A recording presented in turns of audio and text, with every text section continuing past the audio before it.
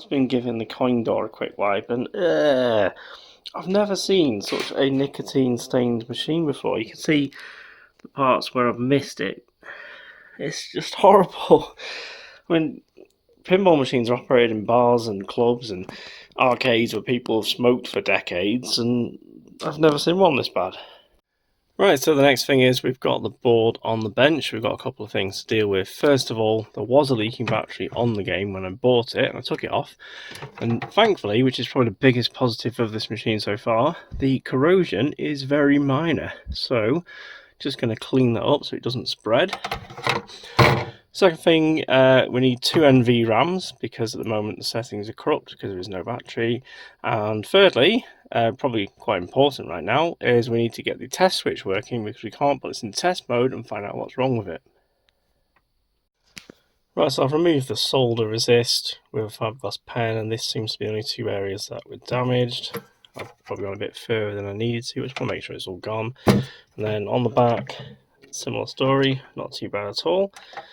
So I just need to desolder the remains of these legs, and then we'll coat that up and that will be good. I didn't like desoldering that, it just turned into black dust, so another clean is required. Right, that's as clean as we're going to get it, and then after it's dry I'll just turn it all up with solder to protect it, and then we'll start looking at the board. Well, look, this was tested all okay in 1991 by Pinball Express. Never heard of them.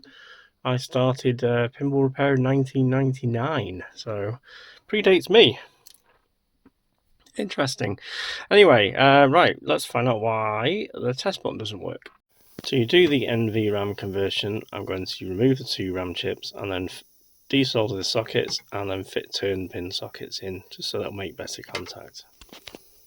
So, to be able to diagnose what's wrong with the game currently, because it just goes mental, we need to get this test switch working. I believe that's the test switch. One of them's memory clear, usually the one closest to the coin door. That should be test. But what I can do is I can trace the colours and the wires, make sure that is correct. But we need to check the switches work, so I'll get a continuity test across those, and then we'll check the wiring integrity next. Neither of these switches work, so we've got it on continuity test. Nothing. Oh, soundboards stopped working as well. It's just making a horrible noise. You should probably have to hear. But I just wanted to try jumpering this test switch, see if it'll actually go into test or not.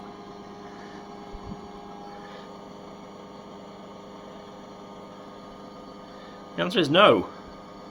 It won't go into test. Oh, this game is so broken. So the red wire of the test switch should go to the CPU board, J3 pin 1. So I've got a little probe hooked onto there and the connector on at the same time.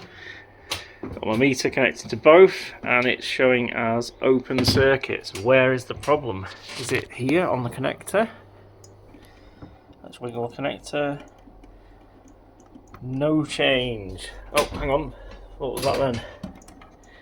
Do that again.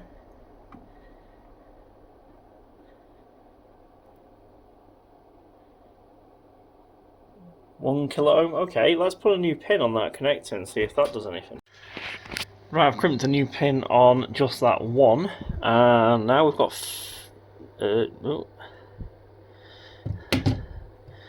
we've got various ohms, but it's better than no. It's better than being open circuit. Why have we got a bad connection?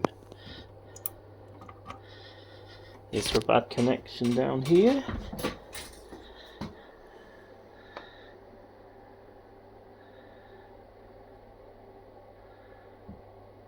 What about... There is a connector here. Oh, there we go. Right, that should work now. Obviously, if that one pin was so bad that it was basically reading infinite resistance, all the pins are going to be bad. So we're probably going to have to fix lots of pins or just do them all to solve a lot of the problems that are remaining. Now let's see if we can jumper this. And yes, we can. I want it to reset that drop bank at the back so that I can do a switch test. I don't want it to incorrectly report that all those switches are down. So, okay, it seems like it doesn't work, that one, interestingly. Well, that's probably part of the reason it can't start the game. And this is lamp test, so you can see how bad the situation is. So, 2 out there, all those out there, all those out there, all those out, apart from that one. 3 of those work, that one's working. 1, 2, 3, 1 out there. 1, 2, 3, 4, 4 out, 3 out there, 1 out there, 2 out, 1 out there, sorry, that one's okay, and there's 2 out there. I can't remember if I said there's 3 out there. So almost all the lamps don't work, and the ones that do are very dim.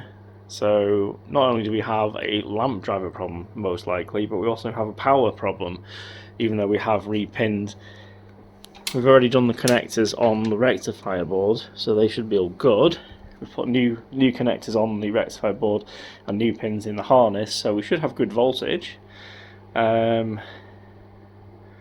We potentially need to carry on with some more of those fixes. If you remember, in the earlier part of this, we didn't have the correct bridge rectifiers to replace them all, so that's something we might want to do as well as part of fixing the lamps. Just pulled up those drop targets by hand to see if that allows it to start a game now. No, we don't have any credits. So add a credit.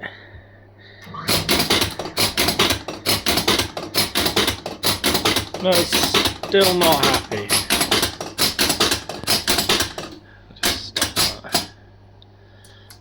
Yeah, still not happy, so it isn't that, although we do need to fix why that isn't able to reset.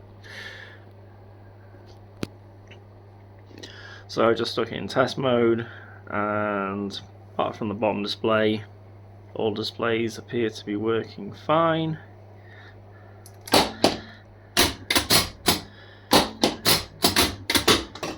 I need to have a look at what's going on here in the solenoid test, as about half of them don't seem to be working properly.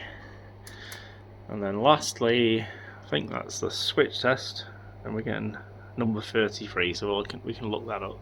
Number 33 is just the ball trough, so if we flick the ball out like that, and now we've got no stuck switches. Okay, so that's a good start. So we need to find out why it doesn't reset. So I've gone through and done a switch test, and everything works apart from this drop bank. So I've knocked the first one down, we get 21. That should be 22, 23 and 24. And we're still on 21, so I'll just give them all a wiggle. See if we can activate the switches. And nope, all 3 of those do not work at all. Right, I'm just running through the coil test now, and it's pretty much messed up. So number 1 should be pop bumper, but it was actually the sling, and the sling actually kicks twice. And you'll see, I think the drop target's actually reset twice, but that one doesn't reset ever. We'll just go through it again now. So it should be pop bumper, which it isn't. So that one did reset, and that one did reset twice. Those pop bumps don't kick, and that bank doesn't reset. So yeah, it's a bit messed up. So what I decided was, the only way that could be happening, where it's basically repeating them, is because one of the bits was missing on the solenoid selects.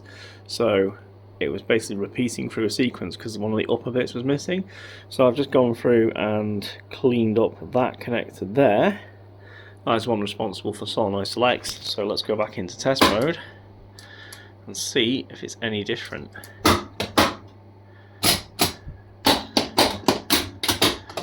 Well, there's a problem with that one getting stuck, but we're now getting, we've got that back bank reset, and we did see the pop bumpers triggering.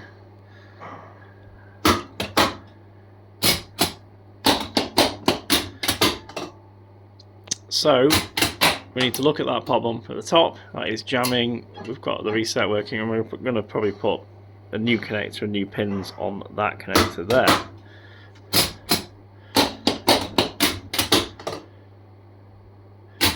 So I'm just going to get the solenoid list and make sure everything is working now on there. So I've just finished repinning this connector, which is the J3 on the CPU. That had some very bad condition pins, so I'll definitely do it immediately. I've also replaced this one which was having the intermittent problems. This is the solenoid selects for the solenoid section of the power supply solenoid board. So new connector with all new pins. Obviously got to do them all, but I was just getting the most important ones done first. See if we've improved the switch situation. At 21. No, no, no. Still just 21. Okay. Just trying to work out what's going on with this drop bank. And so the fourth switch does not work. The third switch does not work. Oh, second switch does work. And the first switch does work. Now does that second one reset? So we haven't had the second one working in the game. Yeah. Okay, so 1 and 2 switches work, 3 and 4 switches are bad. We need to also find out why switch 2 doesn't register.